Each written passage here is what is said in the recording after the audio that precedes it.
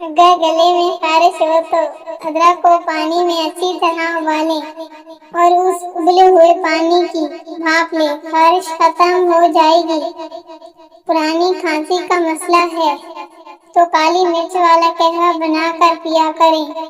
بکری کا تازہ دودھ بالوں میں لگانے سے بال کالے ہوتے ہیں۔ بکرے کی گردن کا گوشت بھون کر کھانے سے پٹھے مضبوط ہوتے ہیں۔ لیموں اور دار چینی والا پانی پینے سے پیاس کم لگتی ہے۔ کھانے کے بعد تھوڑا سا گڑ کھا لینے سے ہاضمہ درست رہتا ہے۔ پانی میں شہد مکس کر کے پینے سے قبض کھل جاتی ہے۔ رات کو چہرے پر دہی لگانے سے چہرہ تر و تازہ اور خوبصورت ہوتا ہے۔